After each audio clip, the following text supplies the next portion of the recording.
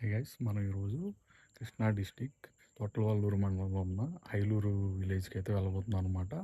కృష్ణా నది పక్కన మనకి శ్రీ రామేశ్వర ఆలయం అనేది ఉంటుంది. ఈరోజు అక్కడికి వెళ్ళి దర్శనం చేసుకుని ఆ టెంపుల్ గురించి మీకు మొత్తం అప్డేట్స్ ఇవ్వడానికి ట్రై చేస్తాము.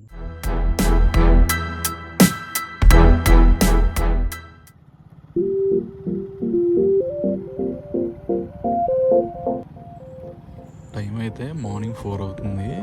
అసలు జీరో విజిబిలిటీ చూడండి, మామూలుగా కాదు. నా హ్యాండ్ అయితే షివర్ అయిపోతుంది, అంత కోల్డ్ ఉందన్నమాట ఈరోజు. ఏందో మా దరిద్రం. చూడాలి ఎలా వెళ్తామో ఏంటో అర్థం కావట్లేదు.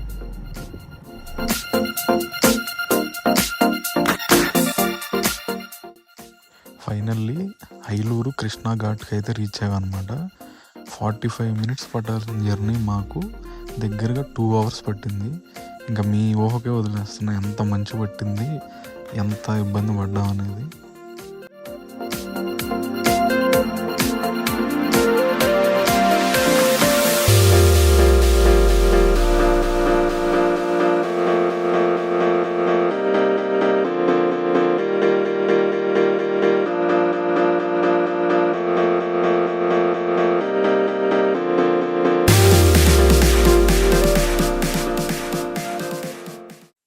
కృష్ణానదికి అటువైపు బాపట్ల జిల్లా కొల్లూరు మండలం చిలువూరు గ్రామం అయితే ఉంటుంది. అక్కడ ప్రపంచంలోనే వన్ అండ్ ఓన్లీ బ్రహ్మ సూత్ర సైకత శివలింగం అనేది ఉంటుందన్నమాట. ఎగ్జాక్ట్గా యువతల వైపు అంటే కృష్ణా డిస్టిక్ తోట్లవల్లూరు మండలం ఐలూరు విలేజ్లో శ్రీ రామేశ్వర టెంపుల్ అనేది ఉంటుంది. ఈ గుడిని దక్షిణ కాశీ అని కూడా పిలుస్తారు.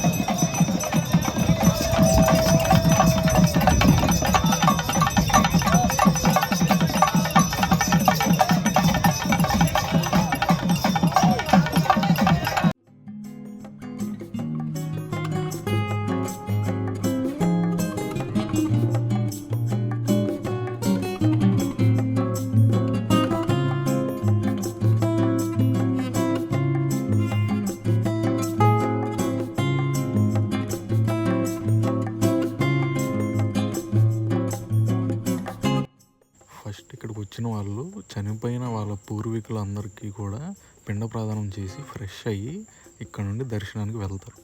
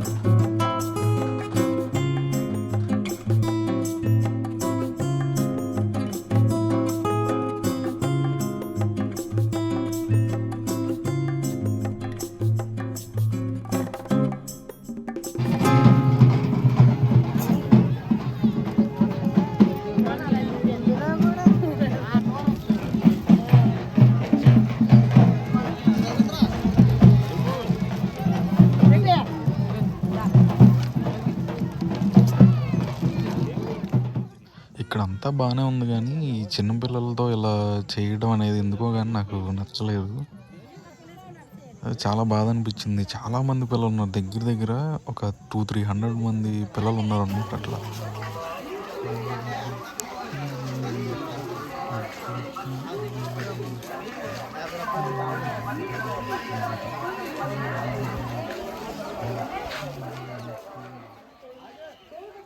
వెల్కమ్ టు శ్రీ రామేశ్వర ఆలయం.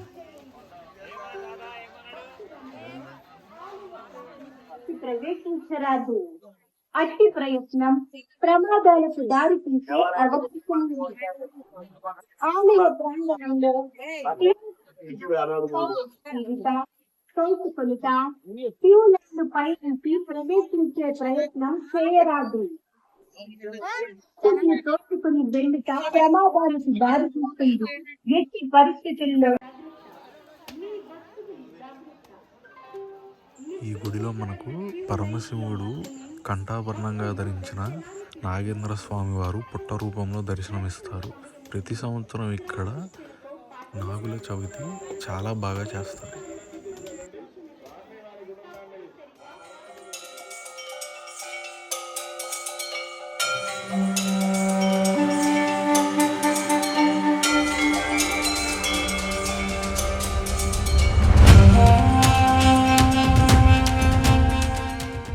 శ్రీరాముడు రావణుడిని చంపిన తర్వాత తన పుష్పక విమానంలో వస్తుండగా పుష్పక విమానం అనుకోకుండా ఈ ఐలూరు అనే ప్లేస్లో దిగిపోయింది.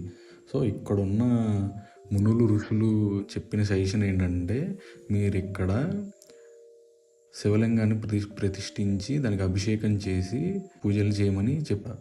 సో అప్పుడు శ్రీరాముల వారు ఏం చేశారంటే ఆంజనేయ స్వామిని పిలిచి హిమాలయాలకు వెళ్ళి ఒక శివలింగాన్ని తీసుకురమ్మని చెప్పారు. ఆంజనేయ స్వాముల వారు రావడం ఆలస్యం అవడంతో సీతాదేవి ఇసుక రేణువులతో కూడిన సైకత లింగాన్ని అక్కడ ప్రతిష్ఠించి అభిషేకాలు పూజలు చేశారు. ఆ తర్వాత ఆంజనేయ స్వాముల వారు శివలింగాన్ని తీసుకొచ్చారు. ఆయన తీసుకొచ్చినందుకు నిదర్శనంగా ఆలయ మండపంలో హిమాలయాల నుంచి తీసుకొచ్చిన శివలింగం మనకి దర్శనమిస్తుంది.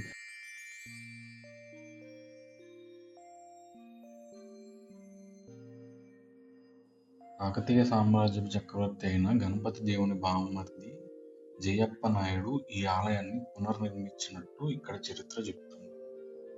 మొఘల్ చక్రవర్తి అయిన ఔరంగజేబ్ ఆర్మీ వాళ్ళ సైనికులు 1687 అంటే 1687 తర్వాత ఈ టెంపుల్ మీద దాడి చేయడానికి ట్రై చేశారు. అయితే ఇక్కడున్న విలేజర్స్ చాలా తెలివిగా ఈ గుడిలో ఉన్న శివలింగాన్ని సీక్రెట్ ప్లేస్లో పెట్టి దక్కించుకున్నారు. ఈ రెండు టెంపుల్స్లో మనం అబ్జర్వ్ చేయాల్సింది ఏంటంటే ఈ రెండు టెంపుల్స్ కూడా పడమర దిక్కుకి అంటే వెస్ట్ వైపు చూస్తూ ఉంటాయి.